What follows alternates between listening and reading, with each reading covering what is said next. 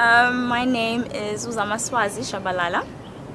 I work at Stolt Tankers and I'm a second officer. I've basically been doing seafaring for officially 10 years this year, and it's been interesting. I can truly say it's really changed over the last decade. It's so much has changed in the last decade actually. What I do as a second mate, I would say I've done two parts of second mates, because in Stolt we have two second mates and a third mate. So as a second mate, I've been doing navigation officer, which is passage planning, maintaining of publications, and currently I'm assistant safety officer. So right now I'm actually in training, hoping to be promoted to chief officer. So I've been training quite a bit with the chief officer, just in terms of cargo operations, cargo stowage, cargo maintenance, that kind of thing. So that is what I'm currently doing now. Just what type of vessels do you deal with again? Okay, I deal with chemical tankers. Chemical tankers? That's correct. Isn't that dangerous? Of course it's dangerous. It's very dangerous. We carry a lot of very explosive products. So it requires a bit of safety awareness. You need to be very, what's the word I'm looking for? Attentive to what's actually happening around you. And it's not just being you attentive to yourself, you need to be attentive to everyone who's around you. It's chemicals are just it's not a game. So if you're gonna get into chemical tankers, you really need to be self-aware of what you are doing.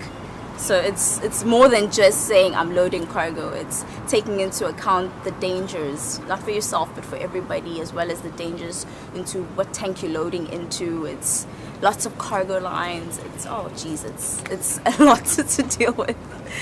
And what attracted you to this type of profession? What attracted It's unusual. me? It's quite unusual, yes. But what attracted me initially was I just finished matric, and my parents obviously are used to just the normal day-to-day job, like be an accountant. And I thought to myself, oh my gosh, I hate being in the office. I'm a very free-spirited person. So I was like, what can I possibly do to just get me out in the world? I've always been someone who wanted to know more about what's happening in the world, to experience different things. So my mother had a friend and she had a friend. So she told me about Maritime, and literally it happened I just passed matric, and then they're like, there's Maritime, why don't you try Maritime? And I was like, what do you do in Maritime? And they're like, it's about sailing. And I was like, oh, okay, something different. I'm all about doing different things, so I just got into it. I went in head first, I didn't think about it. I was just like, okay, I'm there. And then luckily I was already very good at physics, I was okay with maths, and spoke okay English, so I just went in. And then it just worked out quite well, and I've been here for 10 years already, so. Goodness. All right. You are the second officer, you said. Correct. How much more time do you need to get the master's ticket? Oh, I already have my master's ticket. You're kidding me? Yes, Captain, I got it last year. Oh.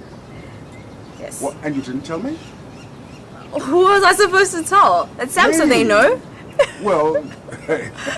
Okay, fine. I got it. All right, okay. So basically, this is the top of work.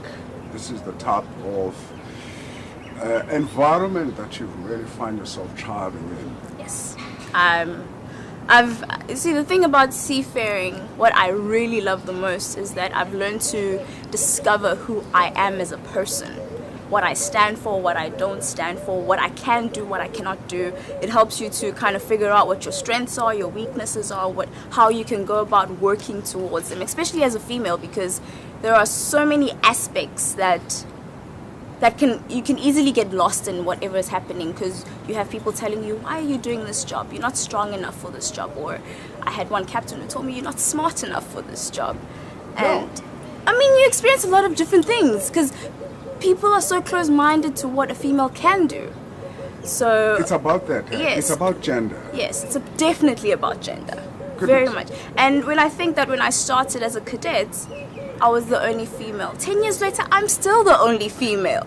It doesn't make any sense to me. Like, how is it over the past decade that hasn't changed? And in when I started, I was a cadet. There was 2 females. One was chief mate, one was a second mate. But then they obviously over time, they all left. And then I thought, okay, maybe it'll just get more as I go along. But as I went along, it got less and less and less. And then there was 2 in between, and then it got less again. And now, for the last few years, it's been just me. I'm the only female, only black. Do you see that as a challenge? And how do you think it can be addressed? What do we need to do as a country? What do we need to do? You know, I'd definitely say it's a challenge. I'm not quite sure how far we've progressed within South Africa in terms of promoting the career to females. I mean, there's been a lot of incidents, but for the best part of my career, I've been safe, first of all. Nothing has happened to me. I've learned a lot. I've grown a lot. So as a country, I feel like we definitely need to get more kids to know what's actually happening about maritime. When I speak to kids about what I do, they are still very surprised. And I'm like, but I've been doing this for 10 years. Why are you guys still surprised? And the thing is, they're even doing maritime in high school now. When I started, there was no maritime in high school. So I feel like there needs to be more community initiatives in terms of spreading what maritime is about, how it changes a person's life, how you grow, what you learn. And it's the thing is, kids like to think it's only about traveling. It's not just about traveling. There's a lot more to it. You get to learn different cultures. It opens your mind to knowing different people, how people interact with one another, especially because we come in a country that's so multi-diverse with so many races. So it goes beyond that. So they get to learn how South Africa is, and then we get to learn what they are, and then you can bring that home. And I actually find that when I communicate with people, it's actually helped me to open people's minds up, because mine has been opened up so much. So I like to tell kids about what I do, but I also tell them that you need to be a very strong-minded person if you're going to get into the career, because it's not just about making money, it's not just about traveling, it's a lot more than that. So I try to do that when I speak to them. Surely there must be some. Okay. Sure. So challenges, I would like to see, actually, it's not so much of a challenge, but it's more like an improvement. I found that when I was sailing with more females, because we had a basic understanding of who we are, we got the job done quicker because of how we interacted together. We had the same struggles, so we could actually help each other to kind of finish whatever it is that we were trying to achieve. So I would actually like to see more females actually sailing. I know that there are some that are sailing, but I feel like after a course of time, we kind of just stop, and it's okay. I understand, like, you get married, you have kids. I have a kid, I'm still sailing. Is that does that discourage people? Is it the working conditions, or is it just people lose interest? No, you know what it is? It's hard over time. In the beginning, it's exciting to be away from family. It's exciting to do something different. But over time, your mind, you can't get used to the disruption of your life, because your life is not quite constant. It's always changing. So every 3 months you're here, every 3 months you're there, and things are constantly changing. If you have kids, your kids are growing. In a space of 3 months, so much can happen to a child. Or if you're married, so much can happen in 3 months. So I'd say that maybe it's more like a change of mindset. Your priorities start to shift. So that's when they start to probably fall away and stop sailing, unfortunately. Were you to be your boss in the next year? Pardon?